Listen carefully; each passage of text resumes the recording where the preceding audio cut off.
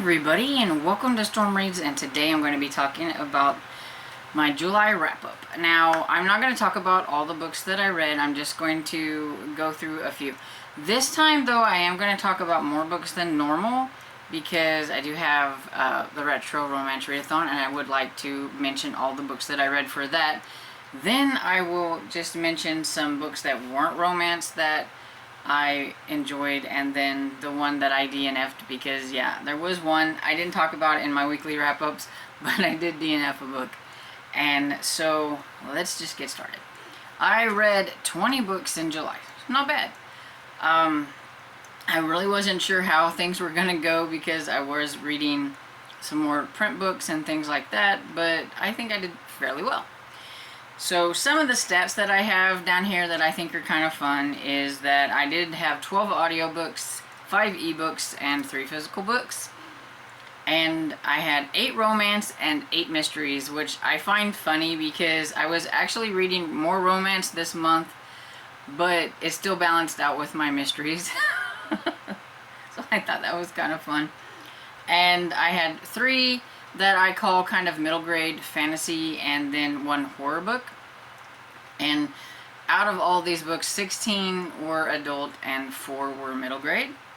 And I had 3 5 stars, 16 4 stars, 1 3.5 stars, and then of course the DNF. And here's a new thing that I'm trying to keep track of, and it's because I just started going through, because I was like, why should I wait until the end of the year to like do this, and then it's gonna take me even longer because it's taken me quite a while. Now I've decided that this is something going forward, like for next year I need to keep better track of. And so I have a list of series that I have started this year, and then I have a list of series that I have just read all year long, like whether it started or I am working on it. I kind of have 2 little list things going I've been working on, and it's got me thinking about, I wonder how many series that I started in each month and things like that. So I decided to do that, and so I have 6 new series that I started in July and 8 that I continued with, so not too bad. And so with Retro Romance Summer Vacation, it was technically for 2 weeks, but I said I was just going to read romances all month long and see what I could get done with my retro romances. And so I read 8 romances, as I said before, and they were all for the Retro Romance Readathon. And most of the ones, I did have some, but I have taken them back to the library, so I will just have to put a picture up here. And so 2 of them, though, that I did get on ebook was The Wastrel by Margaret Moore and The Dark Duke by Margaret Moore. I started this trilogy and then I read the second one because technically the second one was the one that caught my eye, but I am kind of a series read in order kind of person, so I just was like, I'm just gonna go ahead and read the first book since I could get it on overdrive, and then read the second one. And there's a trilogy because it's all there ever was 3, and it's the Most Unsuitable Men series. And I liked the first one fine. It was fine. I liked it. But The Dark Duke was my favorite out of the 2 that I read.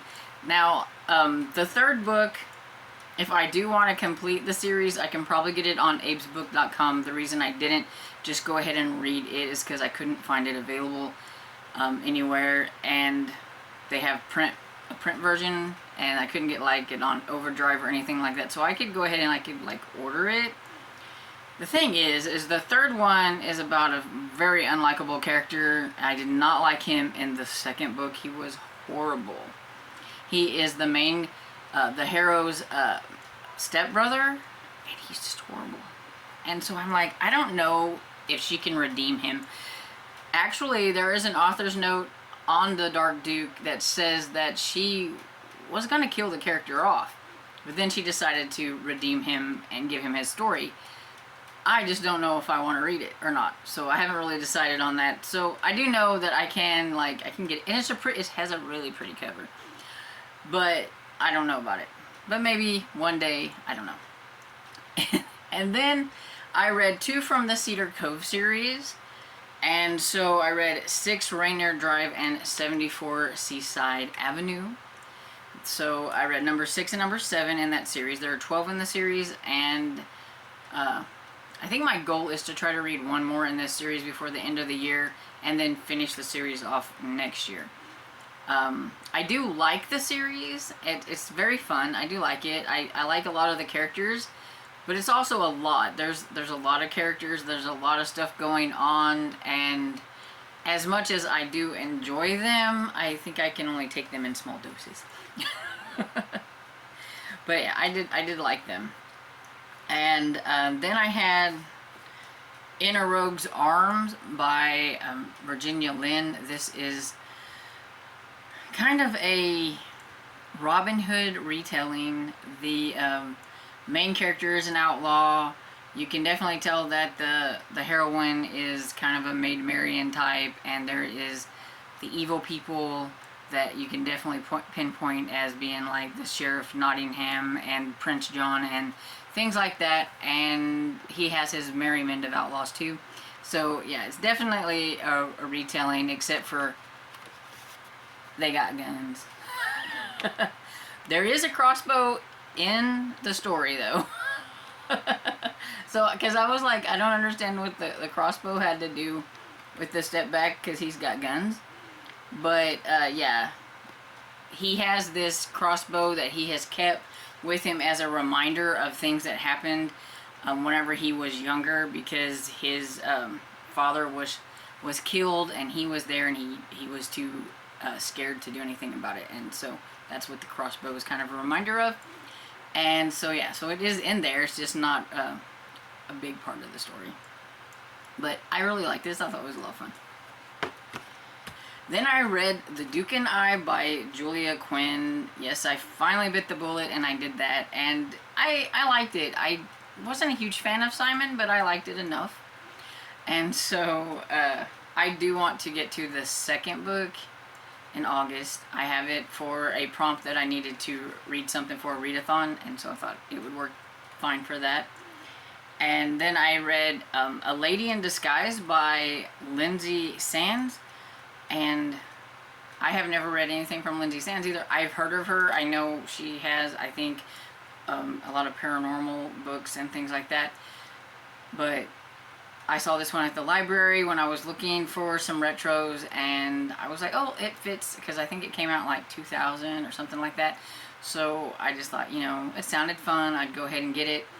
And it's not part of a series or anything, so I didn't have to worry about that, which I like. And I liked it. It was fun.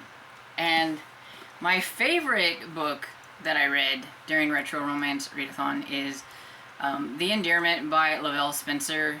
She is definitely fast becoming one of my favorites.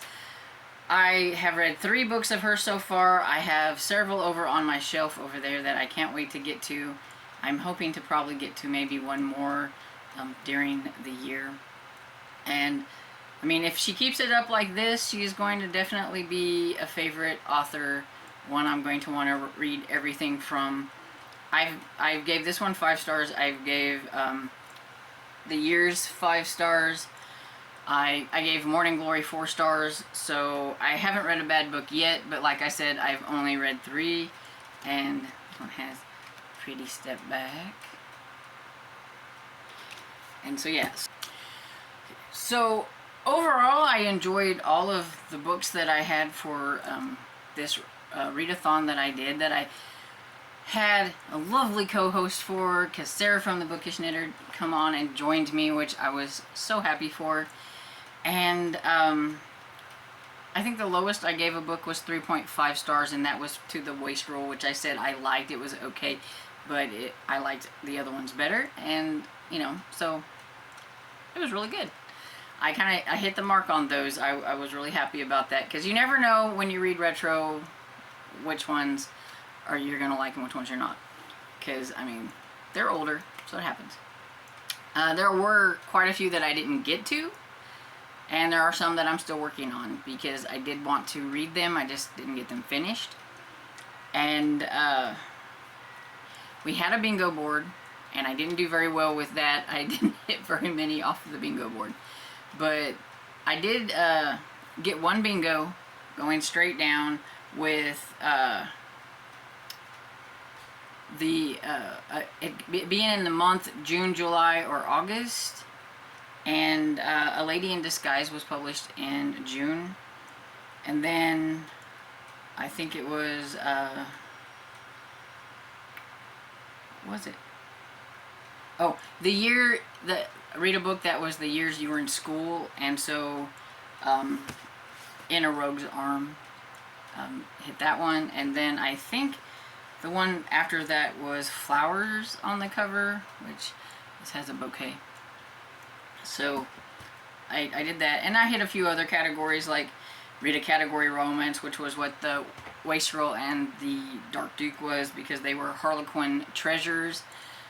So that's why they had them on Overdrive, because they were in their treasure thing that they have. And then read books 2010 and older, so I mean any of these would fit for that, but I had put the Cedar Cove ones because they were the newest of the older ones that I had read. And I think that was all. I think that was the only ones that I hit on the actual bingo board. So I did fairly well, but I didn't hit them all. I knew I wouldn't, because a lot of the books that I wanted to read, I figured they probably wouldn't hit the actual prompts. That's okay. I also want to mention that I did participate in Lee from Dark Roots Creations' Jaws Readathon, and I actually hit more on her bingo board than I did on my own. And I think I got maybe 2 or 3 bingos on hers, so I did really good. A lot of my romances actually hit with her prompts, so that was cool. And I did watch Jaws, because that was one of the prompts. And so now I'm going to just talk about some of the other books that I really enjoyed, but they weren't actual romances. Actually, 3 of my favorite books besides the romances were cozy mysteries, actually. It's just how it works out. Deadly Summer Nights by Vicky Delaney. This was a buddy read, and I really enjoyed it. It had this Dirty Dancing vibe. It was from set in the 1950s at a resort, and it was a lot of fun. I really liked the cast of characters, and I liked the mystery. I liked everything about it. It was just fun.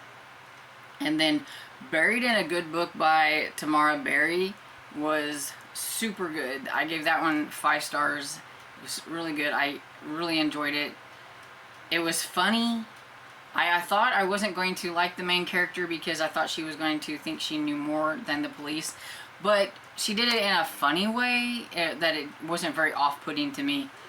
You know, I don't like aggressive amateur sleuths, and I don't like reluctant amateur sleuths. I like the ones kind of in the middle. And so but I didn't think she was too overly aggressive, just funny about it, because she writes mysteries for a living, and so she kind of would pop off that she, knew something about, what happened, and it was kind of funny. And then it had a shocking ending too, because who the killer was, I just never had that person in my radar at all. So, and then A Perilous Pal by Laura Bradford. I really, really enjoyed that one too. It was like a 4.5 to 5 stars. I'd probably just give it 5 stars on Goodreads. But yeah, I liked Perilous Pal. It's the second book in the Friends for Hire series. This one has a reluctant sleuth, so that I was talking about, I'm not a huge fan of. And it was bordering on a 4 star because of that and everything, but the ending, Laura Bradford got me with the ending. Now I want another one because I want to see if more of this is talked about in the 3rd book. So I need another one right now. But yeah, I really enjoyed those. Okay, so the book that I DNF'd was actually a buddy read, and it was part of a series. And I have no problems DNFing that book and going on with the series. I had my friend tell me about it, but she knew, she figured I wasn't going to like it because it was a flashback book, and I'm just not really big into those. And I was listening to it on audio, and I was so confused. And she even said reading it was a little confusing and everything, but I thought are they in real time or are they flashed back? And for a lot of the book, it was flashback to a different time, like when Sarah and Jeffrey met. And I mean, it started out with like a bang, though. I was so into it. They were at the sheriff's department. A couple of guys come in there shooting the place up, and shot Jeffrey. Just kind of shot a lot of the other cops. I mean, I was like, oh my goodness, I can't believe this is happening.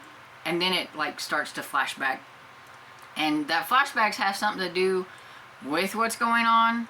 I just wasn't invested enough to really care. And so I let her tell me what it was about and what happened and all that stuff. And I asked her, I said, do you think it's going to like deter anything? Like, we'll just continue on with the series. We only have 2 more left in the series. And she goes, no, I don't think anything, pretty much that happened there has any bearings going on. She didn't think it would. So I will go ahead and try the next book in the series. And hopefully I will enjoy it more. And I won't think that I missed anything from this one, because I just wasn't enjoying it. I didn't want to pick it up. Every time I would go, I'm like, I really need to listen to this. I just didn't want to. So, DNF. That's okay. And so, that's all the books that I'm going to talk about within this. If you ever want to see any of the other books or more on the books that I am talking about, you can always go and check out my weekly wrap-ups that I do vlog style and get more information on them, because I am always very rambly with those. I never mean to be, but I do. I get to just, words just splurt out. I can't help myself. I can't help it. And I ramble kind of like I do probably even with these wrap-ups, because I think I know what I want to say, and then I turn the camera on and then I can't remember what it is I wanted to say. So, anyway, I hope you enjoyed this video, and if you did, please give it a thumbs up and subscribe, and I will see you all in the next video. Bye.